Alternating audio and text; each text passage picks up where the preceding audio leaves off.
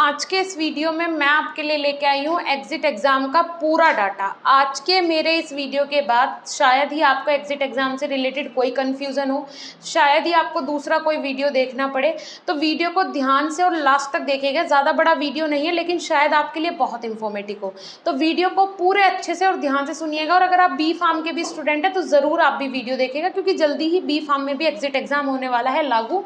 जल्दी ही B pharmacy के लिए भी एग्जिट एग्ज़ाम शुरू होने वाला है, तो आप लोग भी अलर्ट हो जाइए, क्योंकि कई सारे ऐसे नोटिफिकेशन है। जिस तरीके से हम डी फार्म का जब ये नोटिफिकेशन आया था 2018 में, तो इसका लोग बाग मजाक बना रहे थे, बोल रहे थे ऐसा हो ही नहीं सकता, इम्पॉसिबल है, पॉसिबल नहीं है। लोगों को सब कुछ इम्पॉसिबल लगता है, लेकिन पॉसिबल कब चीज़ें हो जाती हैं वो उन्हें खुद भी नहीं पता होता। तो इसीलिए आपको कुछ भी मजाक में नहीं लेना है। डी फार्म में हो गया मतलब बी फार्म में जल्दी ही हो जाएगा, ठीक है। ये बात बस आप ध्यान रखिएगा। तो वीडियो को लास्ट तक देखिएगा, ध्यान से सुनिएगा कि क्या क्या एग्जिट एग्जाम में है। पूरा निचोड़ आज एग्जिट एग्जाम का आपके सामने है और सब कुछ आज के इस वीडियो में मैं आपको बताऊंगी, ठीक है। तो बात कर लेते हैं एग्जिट एग्जाम। एग्जिट एग्जाम है क्या, इतना हल्ला इसका जो मचा हुआ है। फर्स्ट ऑफ ऑल मैं बता देती हूँ, आज के इस वीडियो में मैं आपको ये भी बताऊंगी कि फर्स्ट नोटिफिकेशन कब आया था इसका, लास्ट नोटिफिकेशन कब आया है, क्या डेट थी, क्या उस नोटिफिकेशन में लिखा हुआ था, सब कुछ आज के इस वीडियो में शुरू से देखेंगे, स्टार्टिंग से। तो फर्स्ट जो इसका नोटिफिकेशन आया था एग्जिट एग्जाम के लिए वो 2018 में आया था कि एग्जिट एग्ज़ाम होगा, डी फार्म में एग्जिट एग्ज़ाम होगा। लेकिन क्या हुआ, किसी ने भी नहीं माना, किसी ने भी यकीन नहीं किया और इसका मजाक भी बनाया कि ऐसा हो ही नहीं सकता, पॉसिबल ही नहीं है, इम्पॉसिबल है। क्लियर हो गया 2018 में। फिर 18 के बाद 19, 20, 21, 3 साल ऐसे ही चलता रहा, कोई इसके ऊपर बात नहीं हुई। उसके बाद सेकेंड नोटिफिकेशन आता है और सीधा नोटिफिकेशन भी नहीं, किसी न्यूज़पेपर में नहीं, किसी सोशल मीडिया पे नहीं, सीधा इसके लिए गजट पास हो जाता है, ठीक है। भारत का जो राजपत्र है द गैजेट ऑफ इंडिया, उसी में सीधा मेंशन होके आता है, हमारे लिए ऑफिशियल नोटिस आता है कि अब जो है एग्जिट एग्ज़ाम होगा। इसमें कोई संदेह नहीं है, कोई डाउट नहीं है, एग्जिट एग्ज़ाम 110% होना है। तो ये कब आता है, देखिए 24 फरवरी 2022 को एक गैजेट पास हुआ जिसमें लिखा हुआ था कन्फर्म है एग्जिट एग्ज़ाम होना है। तो ये आप देख रहे हैं, ये वो नोटिफिकेशन है। यहाँ पे आप देखिए 24 फरवरी 2022 को नोटिस आया था जिसमें इन्होंने क्लियरली मेंशन किया था। काफ़ी बड़ा, ये छोटा मोटा नोटिस नहीं था, काफ़ी बड़ा ये एक नोटिस था जिसमें कि इन्होंने सारी चीज़ें मेंशन की। और अगर मैं ये नोटिस अब देखती हूँ, जैसे कि 24 फरवरी को यहाँ पे ये नोटिफिकेशन आया था 24 फरवरी 2022 को, लेकिन जब मैंने कल बहुत सर्च किया, बहुत रिसर्च किया इसके ऊपर, लेकिन मुझे 24 फरवरी के जो नोटिफिकेशन है भारत के राजपत्र में, वहाँ पर ये नोटिफिकेशन देखने को नहीं मिला। आई डोंट नो क्यों नहीं मिला, शायद कुछ अपडेशन हो रहा हो, शायद तब मुझे शो ना हुआ हो। लेकिन अगर किसी को शो हो तो प्लीज़ वो कमेंट सेक्शन में बताइएगा कि हाँ वहाँ पे शो हो रहा है, तो शायद मेरी ही कोई कंफ्यूजन है। और अगर नहीं हो रहा है तो इसके लिए, इसके पीछे क्या फैक्ट है वो भी हम जानने की ज़रूर कोशिश करेंगे। क्लियर। तो ये आया था 24 फरवरी 2022 को, यहाँ पे ऑफिशियल हमें मिल जाता है नोटिस एक कि भाई एग्ज़ाम होना ही होना है, इसमें कोई संदेह नहीं है कि एग्ज़ाम नहीं होना है। क्लियर हो गया, सब लोगों के डाउट खत्म हो गए। अब इसके बाद बहुत सारे, भाई कोई नोटिफिकेशन आया, कोई नई ऐसी चीज़ आई जिस पे लोगों को विश्वास ही नहीं था, जो इम्पॉसिबल था वो पॉसिबल हो गया। अब लोगों को मिर्ची तो लगने वाली है। अब मिर्ची का मतलब क्या है, लोगों ने र्यूमर्स फैलाने शुरू कर दिए। र्यूमर्स का मतलब क्या है, अफवाहें, बहुत सारी अफवाहें फैलानी शुरू कर दी कि भाई एग्जिट एग्ज़ाम अगले महीने होने वाला है, जुलाई में होने वाला है, अगस्त में होने वाला है। तो काफ़ी सारे ऐसे र्यूमर्स देखने को मिले। तो पीसीआई ने परेशान होकर एक नया नोटिफिकेशन निकाला, जो कि कब आता है, थर्ड जो नोटिफिकेशन पीसीआई से आता है, फार्मेसी काउंसिल ऑफ इंडिया से आता है, किसके लिए, एग्जिट एग्ज़ाम के लिए। वो आता है 25 जुलाई 2022 को।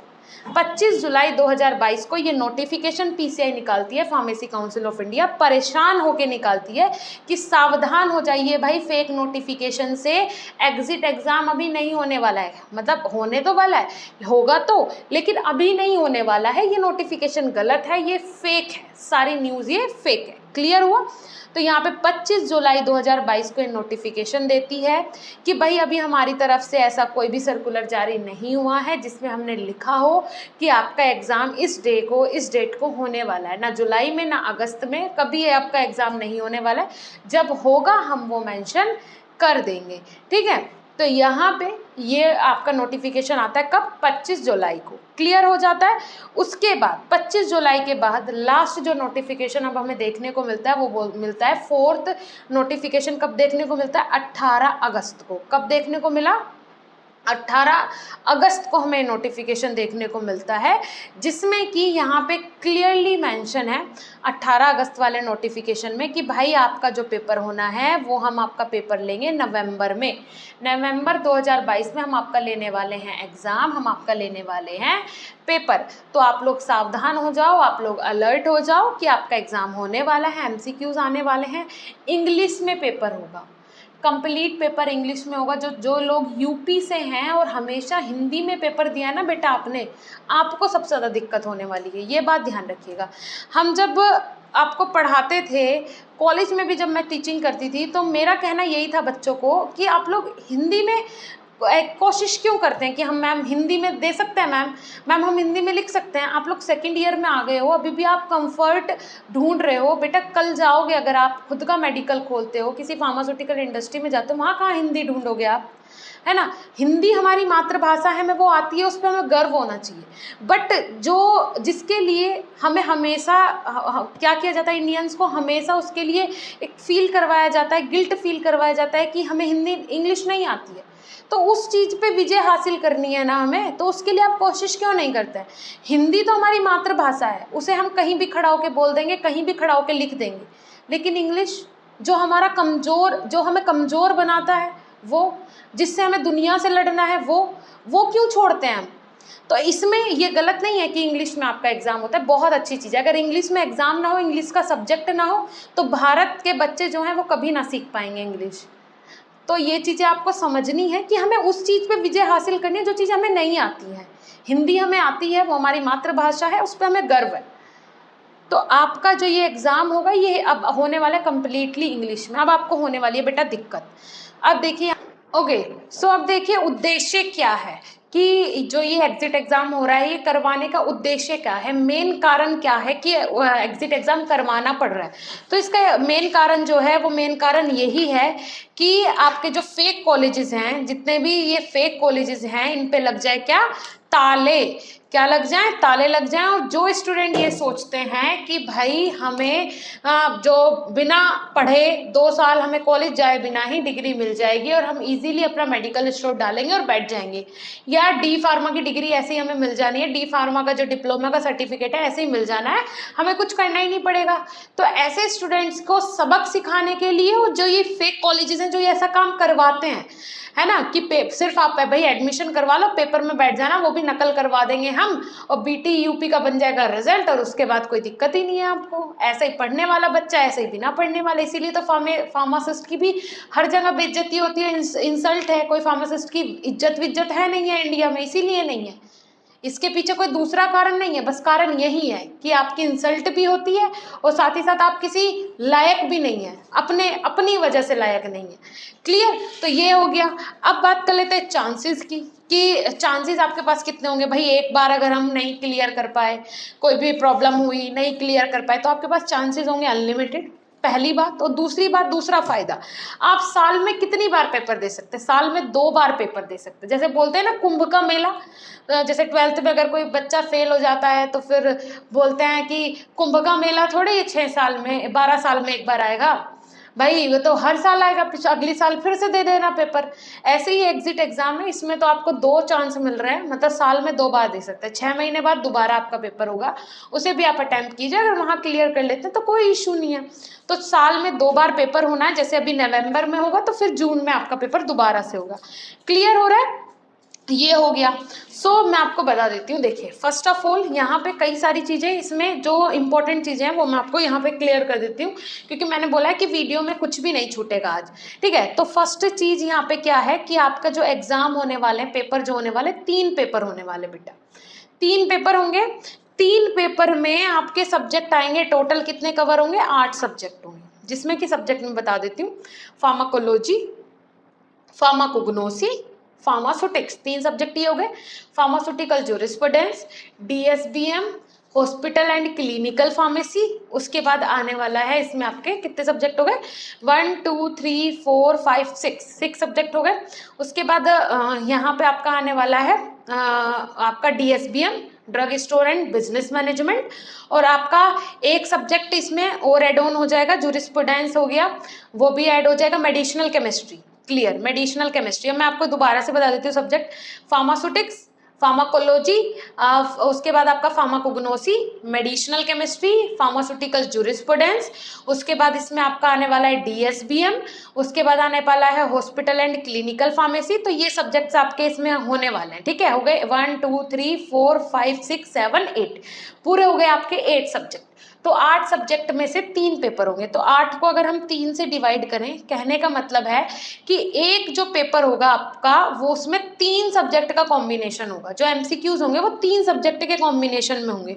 दूसरा जो सब्जेक्ट पेपर होगा वो भी 3 सब्जेक्ट के कॉम्बिनेशन में होगा। जो थर्ड एग्जाम होगा आपका, थर्ड पेपर होगा, वो 2 सब्जेक्ट के कॉम्बिनेशन से होगा। 2 सब्जेक्ट के कॉम्बिनेशन से उसमें MCQs पूछे जाएंगे। तो ये है आपका कंप्लीट प्रोसीजर। उसके बाद यहाँ पे 50%, जैसे 3 आपके सब्जेक्ट, 3 पेपर होने वाले हैं, तो 3 पेपर में अगर मान के चलते हैं एक पेपर आपका 100 मार्क्स का है, ठीक है। तो 100 में से 50 मार्क्स अगर आपके नहीं आए तो आप फेल हो जाएंगे। अगर आपके 45 भी आए, 49 भी आए, तब भी आप फेल माने जाएंगे, वो एग्जिट एग्जाम आपका क्लियर नहीं होगा। अगर एक भी पेपर में 50% से कम मार्क्स आए तो आप फेल हो जाओगे। मीडियम रहेगा इंग्लिश, हिंदी आना नहीं है, इंग्लिश रहेगा मीडियम। मैं आपको इसके बारे में पहले ही समझा चुकी हूँ। ये सारा प्रोसीजर है। अब देखिए हमारा क्या मोटिव है, क्या मानना है।